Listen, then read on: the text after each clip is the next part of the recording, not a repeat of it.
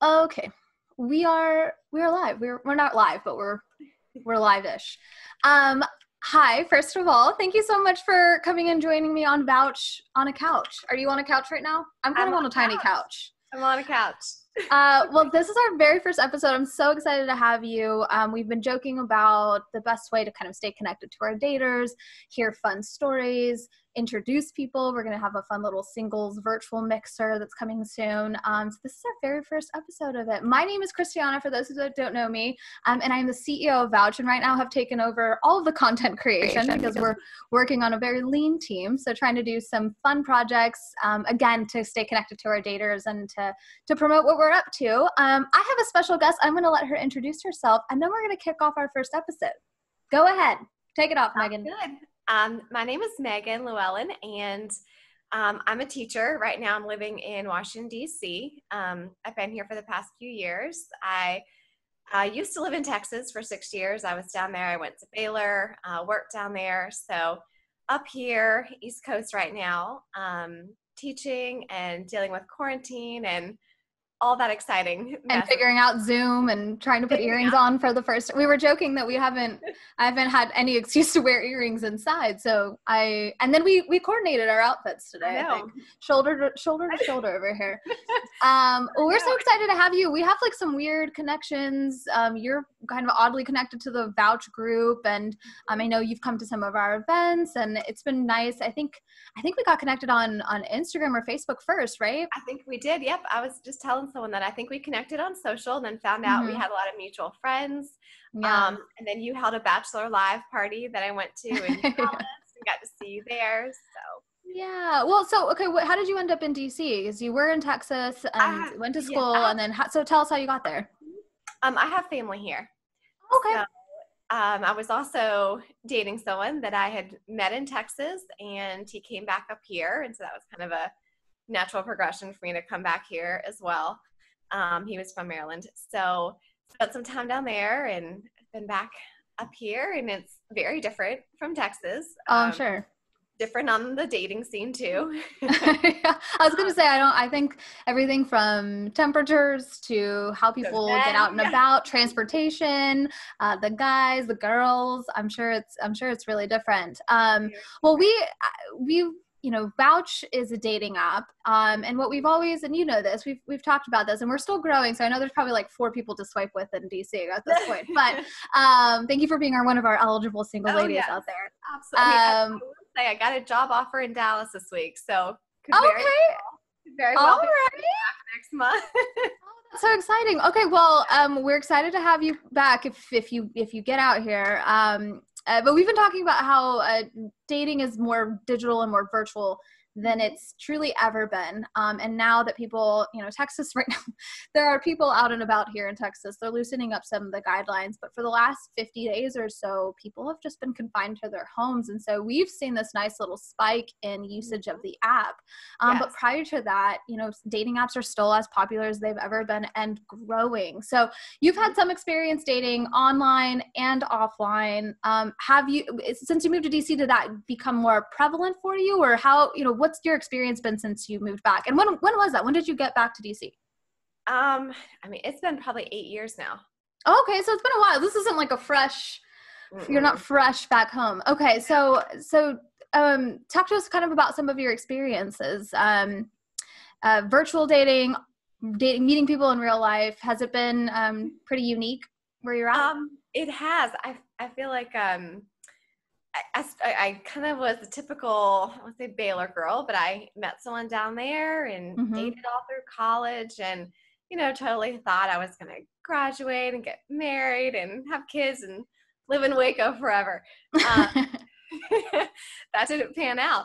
So I ended up dating someone for 10 years. We were engaged a year, just didn't work out, grew apart, and just have dated these crazy people since then. Not crazy people, but just unique people, crazy stories.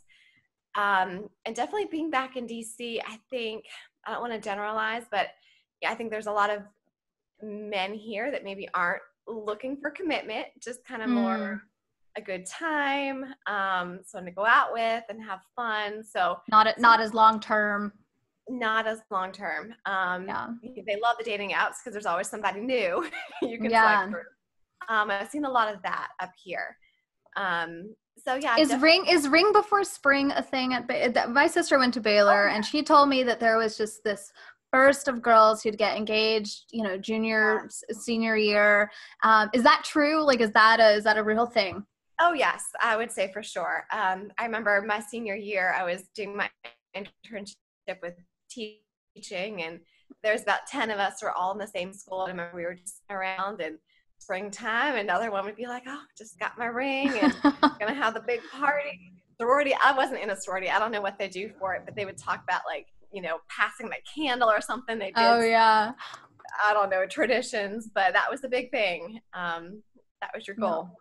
No. I did not have that same experience in college. I dated someone all through college, but I didn't ever feel that pressure. I went to UNT, and it's a totally different environment. And I also was not very social, and not part of, the Greek life, but I had friends who were, and I think that their involvement in the Greek life, for whatever reason, almost like, I don't want to say pressured them, but I felt like they had more pressure to get engaged. And I never understood that. I was a biology nerd, so I didn't have, I wasn't out there having fun. I didn't feel a lot of pressure.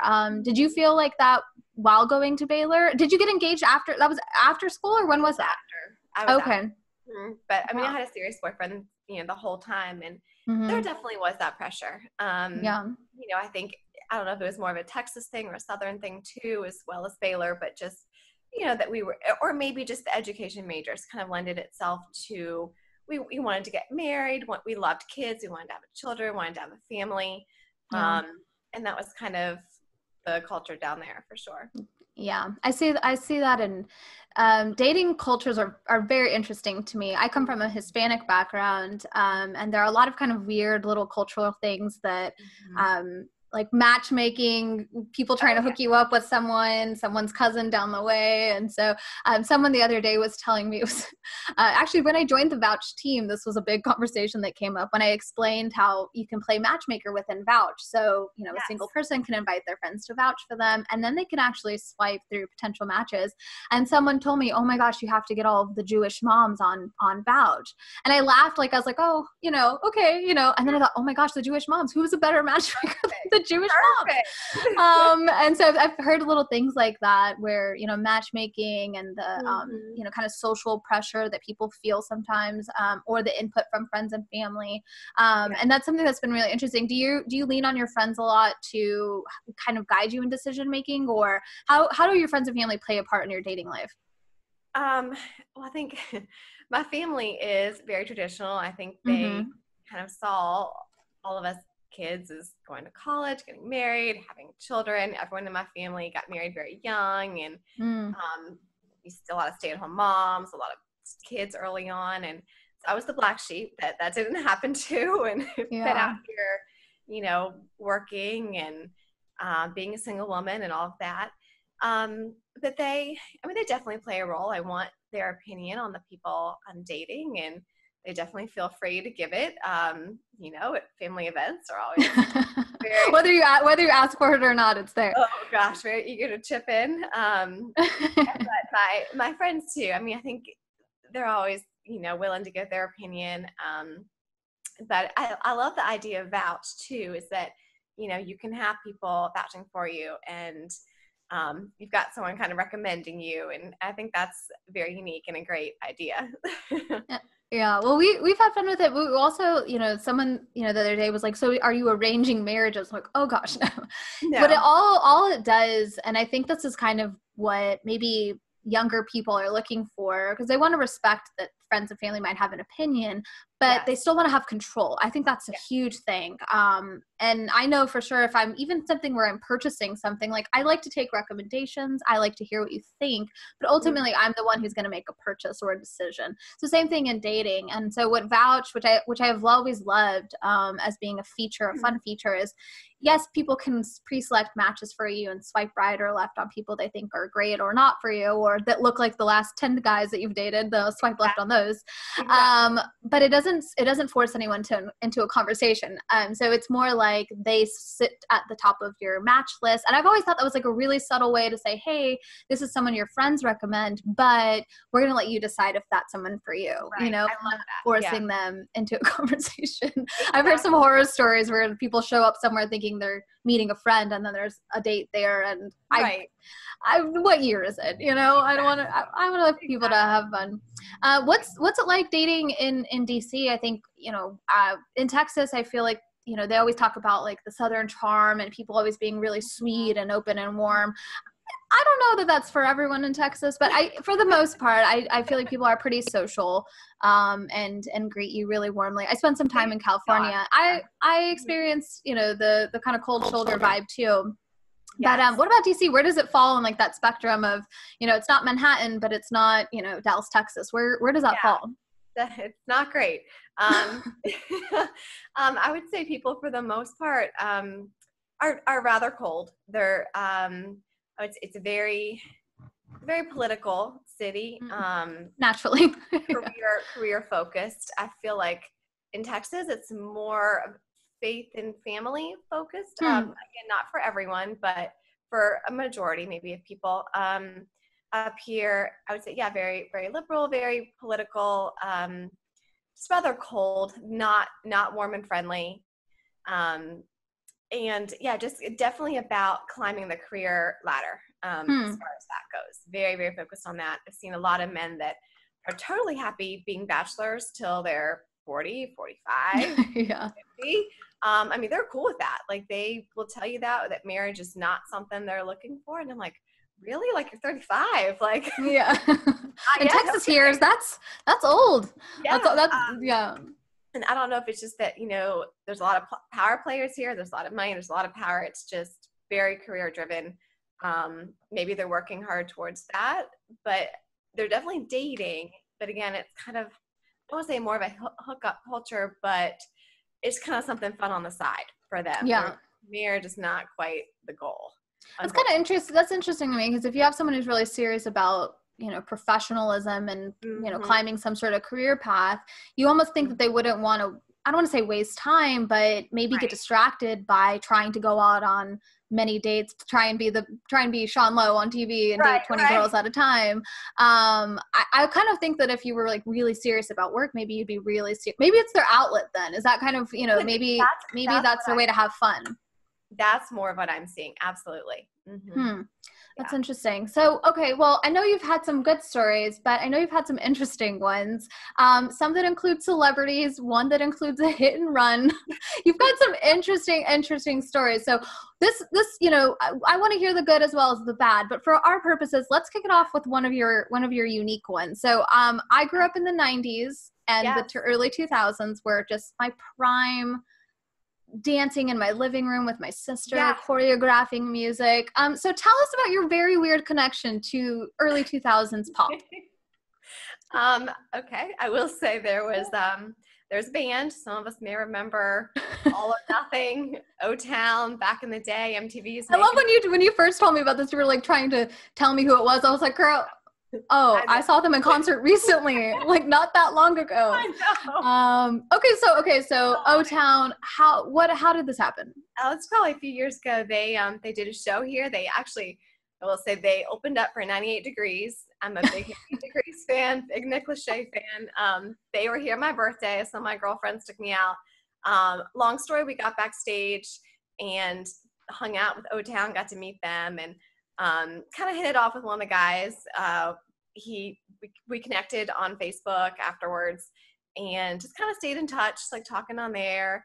And I think he came back the following summer for another show. And O-Town is busy. I didn't realize they were a world tour.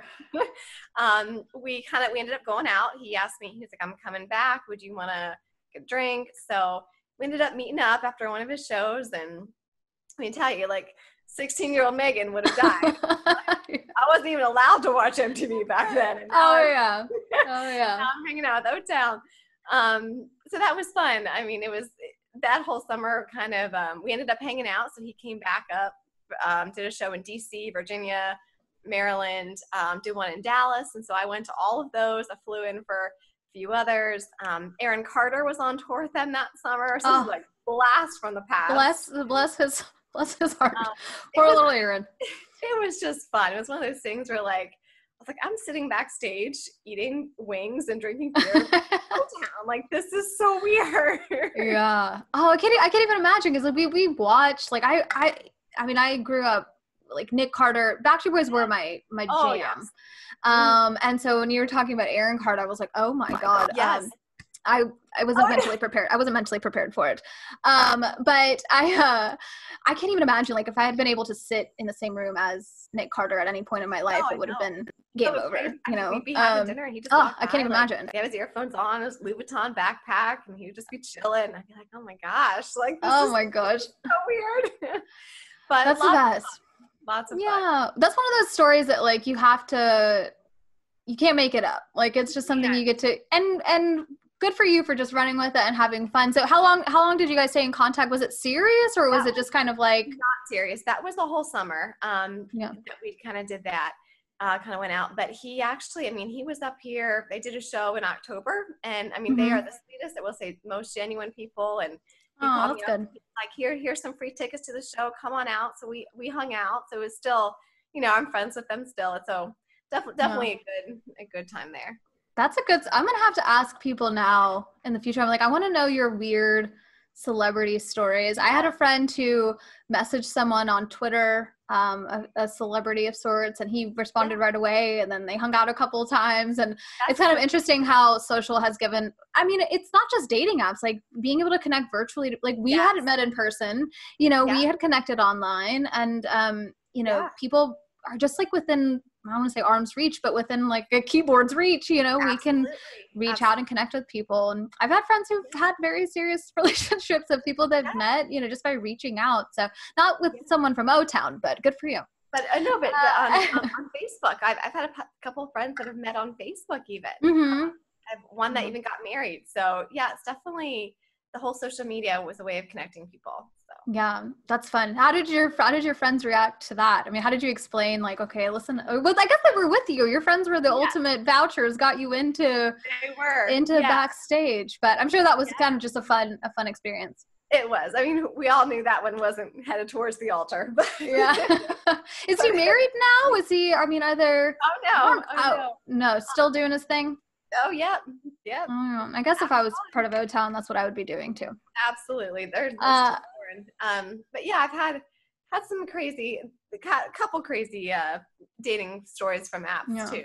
So. Yeah, but they don't always start off like that. So okay, so give us an example of one that, you know, started off really well, and then I don't know, something changed, or some, you know, we get all the stories. I mean, as much as I love to talk about the fun side of dating, whenever I speak at an event or we do any type of promotion, there's always two lines of people to talk to me. And one line, which is usually like 10 people, are ready to tell me like, oh, I've met my husband on, you know, so-and-so, or I, you know, I've been, you know, I'm engaged to somebody I met online. And then the other line, which is like 3 times the length, are people telling me I was, you know, catfished, or I thought I was meeting someone that ended up not being that person, or they were in a relationship, or all these crazy stories. So I know the good ones are out there, but it feels like the bad ones are just even that more prevalent. Yes. Oh yeah. I'll tell a story. One time I did match with a guy on a dating app, and started out good. We were just talking for a while, and kind of pretty soon into it, maybe a couple of months into it, he was watching. I was in DC and he was in Texas. And he was like, you know, like, I've always wanted to come to DC, like, really want to meet you. Let me come up there. And I'm like, okay, like, all right, soon, but all right. So he books his ticket, and he had a child. So he like left his child in Texas, made all these plans, came up here. I think he was here for like 3 days and got a hotel. He didn't know a soul except for me. Yeah. And decided to fly up on his birthday. I was like, oh my gosh, I gotta like. That's a lot of pressure. The birthday, I do a birthday celebration for this guy I've never met. It was insane. Like, picked him up from the airport, like, took him out to dinner, like, I bought him like a gift. I was like, this is so awkward. What am I gonna do? Yeah. It was like a first date that lasted 72 hours. Like, I just spent 3 days with this guy. I was ready to die. he was definitely a little different over the phone. I mean, I found out he drank a whole lot, which was not great. And then we had tickets to this concert that had gotten us, and driving to the concert, and he decides to drive my car because I'm not a very good parallel parker, and he wanted to do that a bit. So we're driving, and he's like crazy man and decides to sideswipe someone on the highway. No. And he was like, on the highway? On the highway. Oh like no. Okay, so what's going? Okay, like, so this what's going through your mind? I was like, oh my gosh, like I was freaking out. I mean, I have a nice car. I just got this Audi, and he was driving it, and yeah, he was like, did I just hit someone? I'm like, yeah, you did. Like they were like, you need to pull over, like circle back around. He was like, no. He's like, totally fine. Like, we're gonna be okay. Like, he's going 60 miles an hour, like takes the first exit. I was like, oh my gosh, freaking out. Yeah, he totally did not stop. I was like, you didn't care. Go back. Yeah. He wouldn't do it. Freaking out. For the next 2 months, I totally thought the police were going to be knocking at my door, like just because it's under your car, like your license plate. Oh my god. Oh my gosh. Okay, so this was on the way to the not an O-Town concert, but a concert. No. You're on. Like, did you even get to enjoy the rest of No. I would have been in full blown panic mode. Panic, like the entire night, expected the cops to walk in. Oh, poor. Oh my god! I feel bad for. I mean, he probably was like, "Oh my god, I'm so embarrassed." You know, like embarrassment just takes precedent over common sense sometimes. I feel like, but oh my goodness, but he didn't feel. I mean, it's. He walked just out. Go on with the night. Exactly. There's like big dent in my car, and he walks out. He's like, "Oh, I can like scuff that out." I'm like, "Well, I don't think so, buddy. I don't think so." Don't worry, I can fix this. It's fine. I will say, when he got back home, it kind of like was a sour note. He got back home, he continued his drinking binge. Got home, and he did Venmo me money to fix the car. Like about okay. So okay. That was the moral of that one. Wow. Maybe don't schedule a 3-day meetup across the country. Wow. I mean, so okay. So how did you match when you weren't in the same area? I think it was maybe Bumble, and I had been in Dallas, so I just been down visiting friends, and then connected with him. Got back up here and saw it and started talking. Oh, okay. And I know some. I've seen some apps are opening up. Like you can just make your radius like almost unlimited. You can connect with anybody. I feel like that's an interesting, I mean, maybe when quarantine's over, there's going to be this huge burst of people who are flying across the country to meet with people they might have connected with. But, I've talked a lot about long distance and, how that's challenging to like really get a vibe on someone, just through phone calls. And so you don't know, maybe we should add, like, we'll take some notes. Like, are you a good driver on What's your profile? What's your driving record? Those are little things that you just don't know about someone, and it's kind of weird to disclose. I mean, he probably didn't do that on purpose, but how would you know that he wasn't going to be to freak out and then like want to try and make it right for the other person? It wasn't just you. I mean, your poor car, but the other person probably thought, "What the hell? Yeah. What just happened?" Trying to get to this O-Town concert, right? It still goes back to your character, though, and I think which is an underlying thing, which helps with the whole vouch aspect of having someone that can vouch for your character and the kind of person you are. Yeah. He probably wouldn't have a lot of people vouching for his driving skills. Probably if not. He was on Vouch. Oh man, that's a scary. That's almost like part scary, almost a little bit comical for like 2 seconds, but then the rest is like, oh my gosh, cops could have. So you never got like no one ever reached out to you. Nothing ever happened. No, wow. And she was fine. Like I saw her get out of her car. Like I think the damage was in my car, but. Yes, just one of those things where it's like, oh man, not good. Oh man. So then so he gets back to Texas and then you just kind of things fizzle out, or he probably was just like, I know I did something bad. I'm not gonna. It was awkward. We kind of like hugged goodbye at the airport, and that was about it. You almost just self-ghost. You're just like, you know what? Just that's right. Never mind. You just do your thing. I'm gonna pretend this didn't happen. Cool. Oh man, I can't even imagine. That's a legal liability. I mean, I know. Wow, that's a crazy one. Yeah. I feel like you've had some kind of like they're good stories. How did it make you, I mean, how did that change how you looked at dating after that? Did it change the way you thought about, okay, well, maybe I need to ask more questions, or maybe I need to, wait to get to know someone longer, or how did it change how you looked at dating in the future? I don't know. I don't know if it changed things too much. I mean, I think you do need to try to make sure you kind of have a good read on that person. Yeah. Asking those questions, and maybe for me too, kind of weeding out those guys that are just looking for a good time too. I mean, I have a tendency to fall into that, especially after being in a relationship for so long. I think I was like, well, this is fun. This guy's fun. And wow, but it's like, if you're ultimately looking for a marriage partner, there's got to be more there. And yeah. So just kind of looking at what's this guy's end goal? Is he wanting a family and marriage, or is he just, out for fun or a few dates? So just kind of getting a good read on them there. And that's a big thing that comes up where, when I hear the list of, or the line of people who have complaints about dating apps, it's usually like, I just didn't know what their intention was. If I had known up front, then I would have felt more confident in, okay, this is just more casual. No, nothing serious. Or, hi, I'm really looking for my, perfect match, a husband, a wife, and then just setting the tone there. I think it's like setting the tone is so important. Absolutely.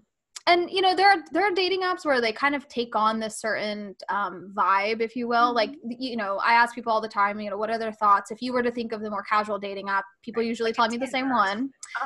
People usually tell me the same ones. If they're, looking for something a little bit more serious, I realize the apps that people, and whether this is what they were built to do or not, it's not really even kind of the point of it. It's more what the users do with it.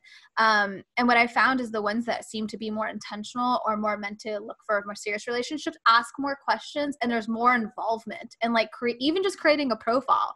Like they ask for more pictures, there are some that make you do like a whole questionnaire or, multiple things. So it just seems like if it takes you a little bit more time, then maybe it lends a hand to being a little bit more serious about it. But I think you're right. I mean, if all you have to do is upload, pictures, or a couple pictures, I feel like it's more of casual, solely based on looks. And so I think when you put more effort into it, write a little something about yourself, I think you do have a better chance of finding someone that's looking for something more serious. Yeah.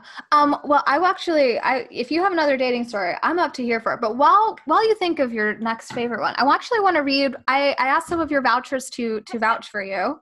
Okay. And I got one really good one. It's long, so I'm just going to read one of them. So sweet.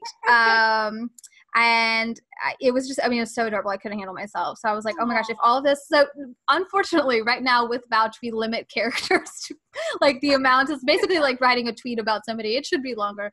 So this definitely wouldn't fit on your profile, but I want to read it for you because I thought it was just so adorable. Let me read. Okay. Callie is her name. How do you guys know each other? She's a Baylor girl. Oh, how sweet. And she's down in Dallas now. Yep.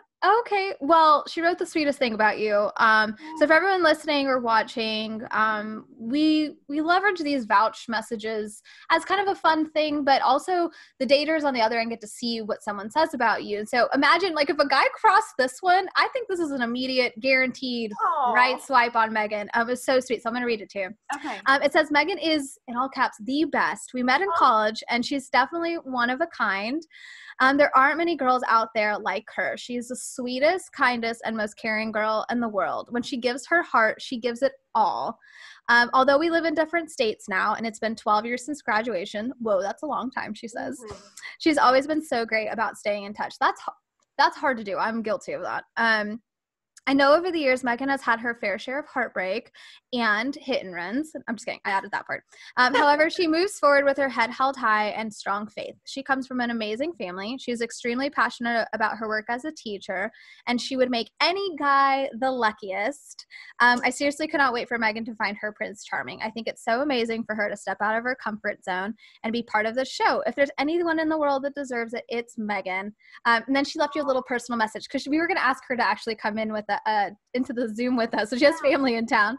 She goes, Megan, I love you dearly. I'm sorry I can't be there with you, but I'm seriously so pumped for you and can't wait to find out what happens next. This is such a fun chapter for you, and I hope you know that you deserve all the happiness in the world. I sobbed. I was like, okay, my friends are not as nice as Kai. Oh my gosh.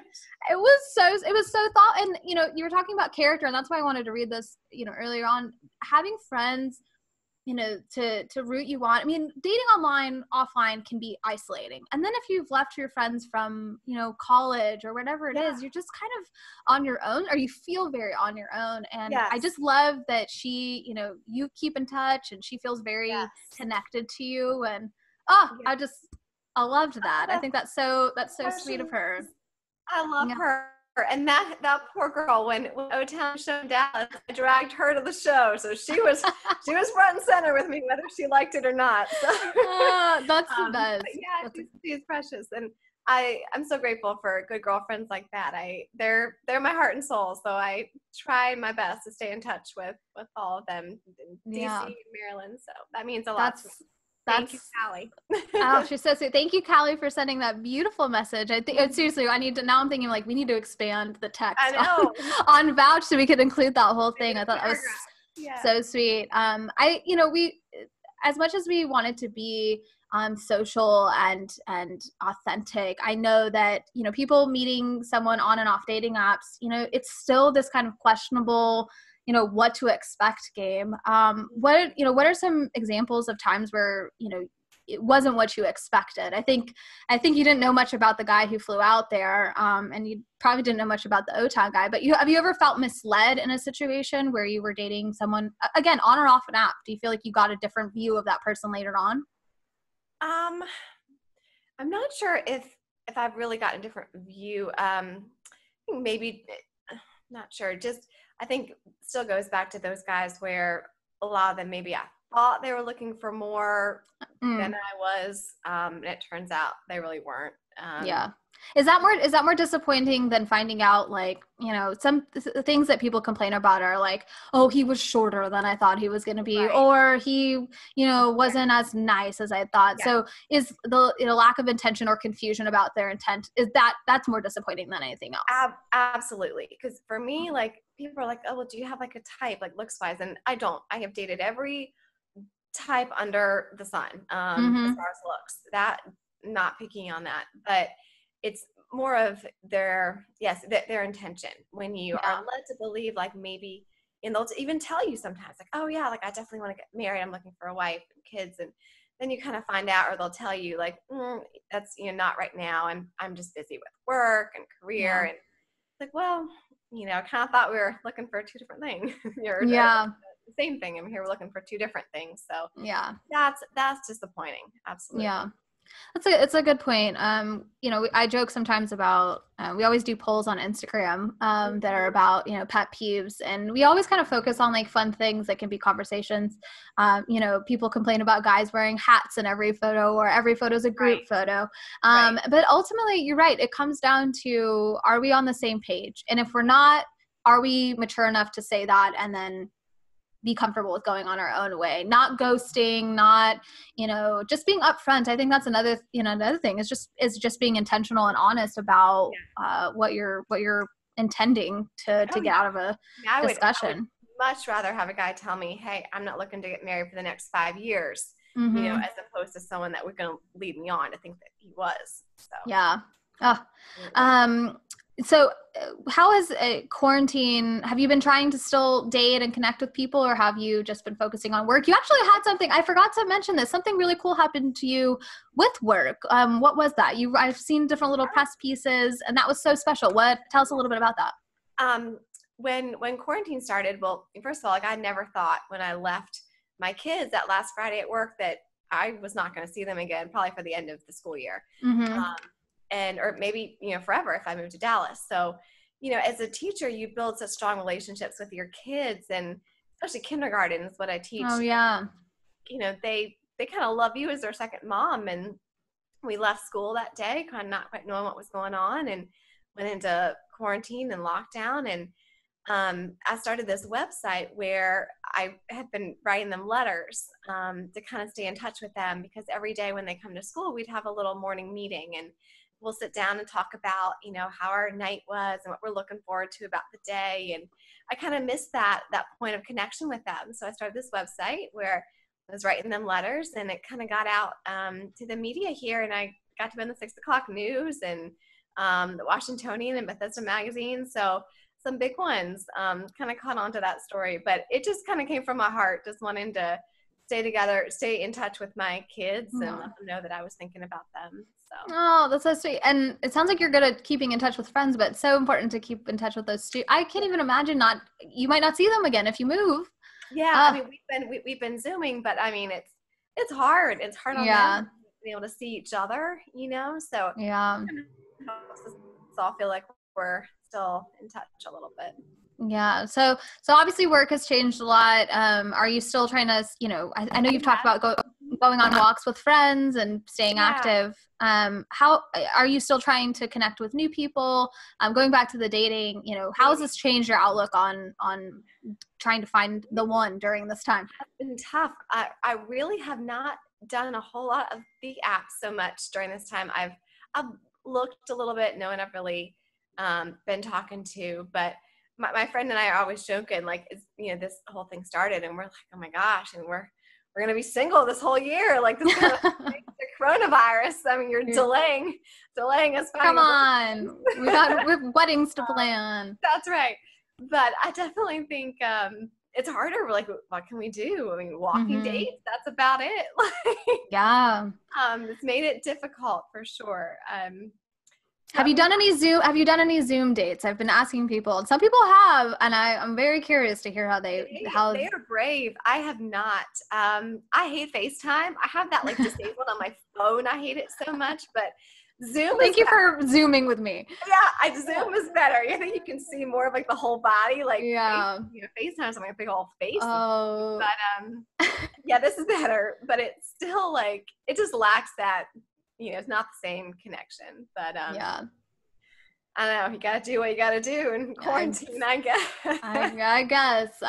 We've been trying to figure out, is this going to actually change dating forever? Or, not just dating, but I think everyone's going to be changed forever. And maybe people are going to start to, I hope, this is my hope, is that people are going to be more intentional and more open about those intentions. I think that's been something we've kind of carried on through this conversation. And it's maybe these people who were so set on their career, I'm talking about those DC guys. That's right. That they start to realize oh my gosh, maybe it's time to think more seriously about settling down. And I don't know. I know there's probably a really fantastic guy out there, but you don't deserve nonsense. So we'll wait to find him. I feel like Callie and I will get him if he's not going to be. That's right. Nice and not cause a car accident. I don't even know what I would do. I think a big test is watch how people react in situations that are uncomfortable, and they can either wow you. He could have been a perfect gentleman, or terrified you. You're like, hey, and I'm in a car with a felon at this point. Yeah. Oh, those are big. So here's a tip to all those guys listening. If there's a car accident or any accident, just man up. It's so much more attractive than making me think I'm going to be involved in a crime. Oh, absolutely. So much more attractive. Yes. Yeah. Yes. It sounds like one of those movies where it starts off and then they're both involved in some sort of crazy moment, and then they have to fight crime together. But that's not how this guy wasn't. He wasn't up for it. You were up for it. You were ready to fight crime. That's right. That's right. Not this guy. Well, that's everybody. Well, okay. So to wrap it up, I like to play a game. It's kind of like a this or that. It's a deal breaker game. Just talking about things like which you would prefer. So I'm going to run through a couple, and then I'm going to give you some scenarios to wrap it up. Okay. Perfect. Okay. Lunch date or dinner date? Oh, dinner date. Oh, absolutely. What's your favorite? Do you have a go-to spot in DC that you're if a guy's hey, let's grab dinner, you just, which one to go to? Or do you like them to pick? I like it when they take the lead and do make a plan. I'm not a fan of those guys who are oh, where do you want to go? Oh, I didn't have any plans for tonight. What do you want to do? No, first date, especially make a plan, have a time, Yeah, there's a place here called Summer House Santa Monica. There's one in DC and one in California, and this is just beautiful decor, fresh food. Yeah, so that's my favorite place. Ooh, that sounds like we need something like I like California inspired, like when people have beautiful patios and things like that, or they just did a really good job with like the plant, even just the plant, like having nice plants. Oh yeah. I want to have a spot like that. Okay. There's a spot, Barcelona, that's here that in DC that opened up in Dallas. Oh really? Pretty recently, and so wine bar. So that's a kind of a fun. I'll put it on my first thing to do once we get out of all of this. Yes. I know we've joked about The Bachelor. If you were to go on The Bachelor, would you prefer to go on a group date or the 2-on-1 date?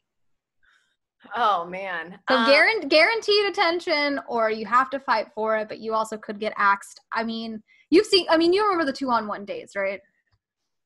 It's the two girls will go with one. I mean, stressful. I feel like they're kind of awkward. Oh, that's the worst. Stressful. Because I can just see them like, I love people, but I'm not one of those girls that's like overly, I don't know, out there like pushy or so extroverted. Like, so I feel like in that I would take the back seat.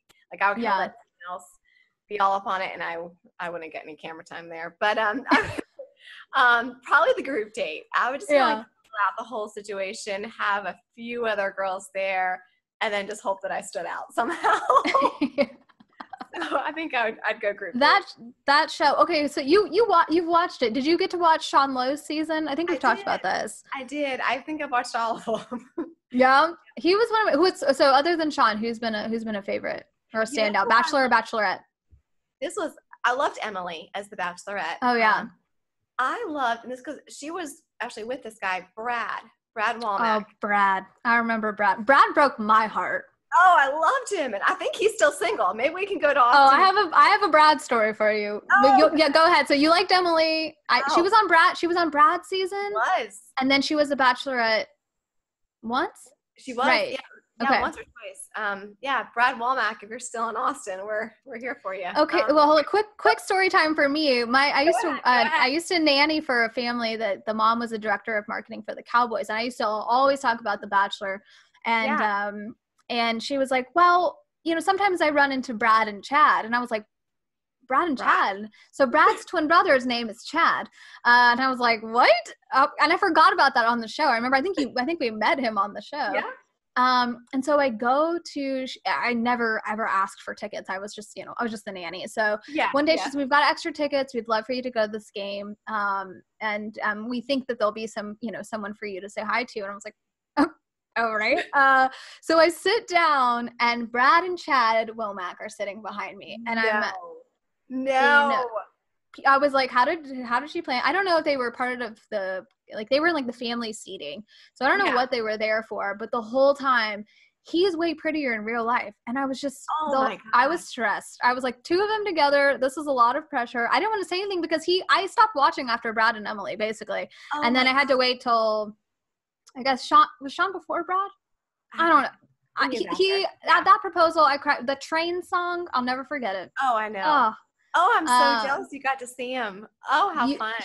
So tall, though. I mean, how tall are you? I feel like you're super petite, too. How tall are you? Yes, we're like the same. I'm 5'4". Yeah. Oh, so, yes. I think I was, like, at his elbow level, and I was like, hello, Brad. Hello, Chad. You can have, we'll split. You can have one. Perfect. Yeah, I loved Emily. I loved Emily, though. I loved her. I thought she was such a classy woman. I bought her book. I read it. I mean, just a great woman of faith, and she's got like 4 kids now. So it worked out for her. Yeah, you kind of, now that I think of it, you guys kind of remind, like, she was very sweet and soft-spoken. Not soft-spoken, but, well, yes, kind of soft-spoken, but she was still powerful at the same time. I think that show was an interesting test for her because she was, you can tell that wasn't natural for her at all. And then for her to be part of the Bachelorette and to have all of that attention, I think she always handled it really well. I don't even remember, did she get engaged when she was the Bachelorette? I can't remember. Oh, yes, the young guy, Jeff. Yes. Oh, I wasn't thrilled with him. Mm-mm. He was like a kid. Okay, we gotta talk about this all day long. Not my type. No. I will say, so Brad is my type. I liked Brad. Okay, let me write this down. I'm gonna send a message to Brad. Brad for Megan. Okay. Good one. Unfortunately, I feel like I've dated a lot of the Juan Pablos. Like that's kind of been my history. Like, oh, I've done a whole number of Juan Pablos.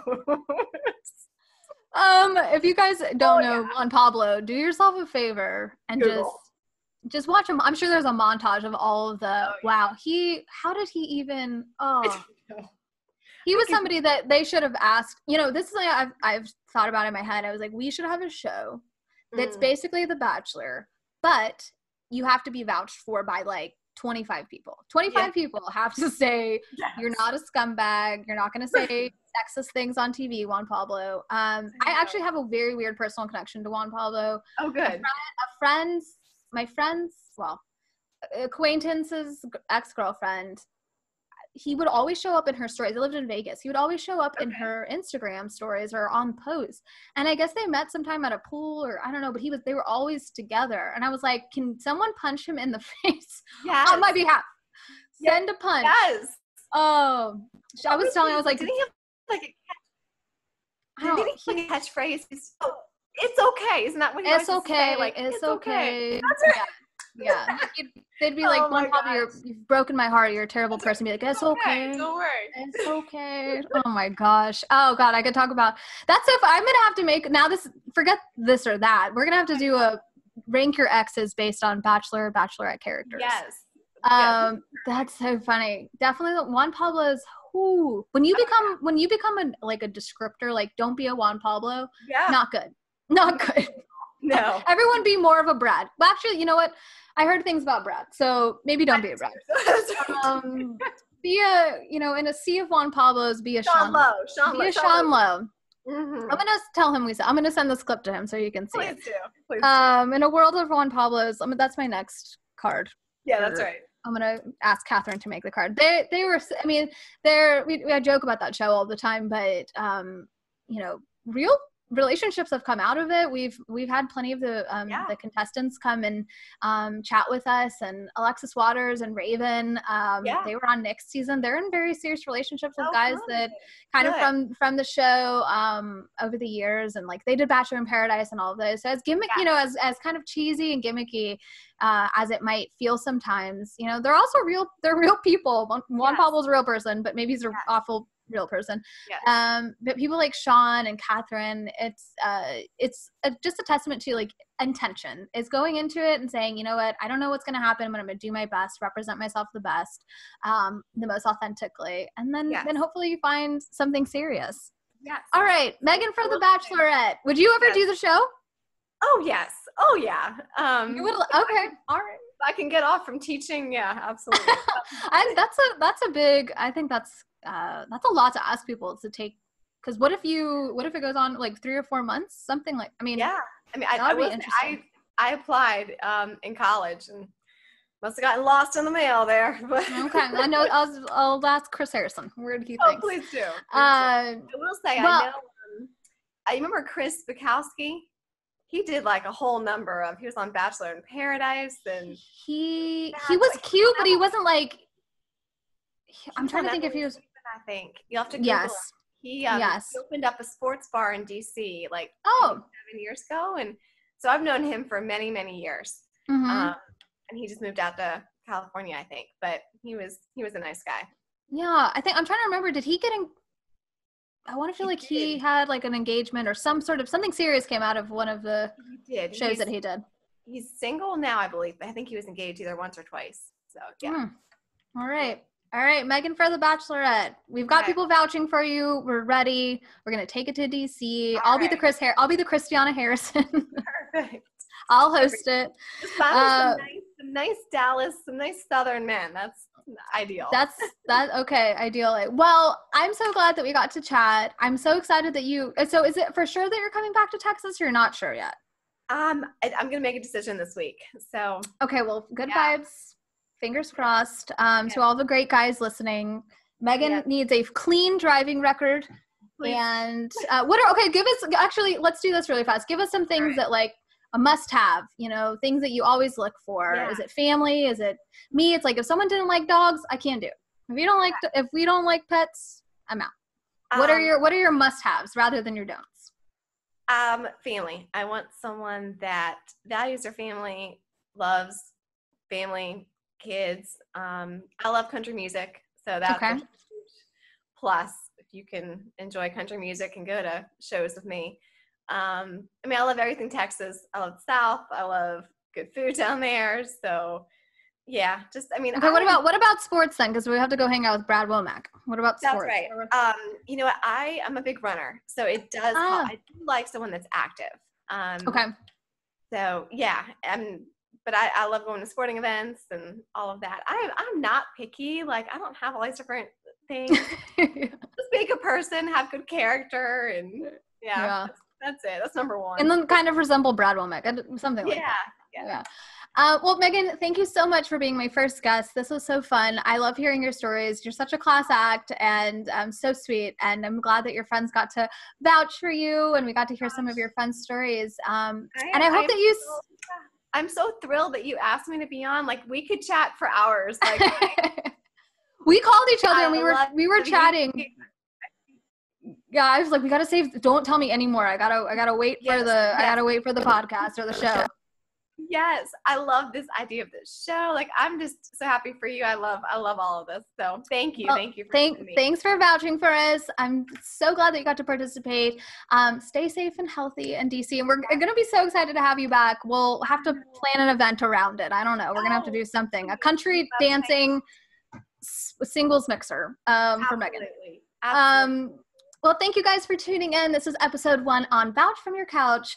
We can't wait for future episodes. If you're interested in applying to either be a guest or to tell a fun story, you can go to our website, tryvouchapp.com, and apply there. Or if you're a taken friend and got a great single friend like Megan here that you want to vouch for, you can also nominate and recommend a friend on the site. So thank you guys so much. Megan, thank you. We can't wait to have you back in Texas.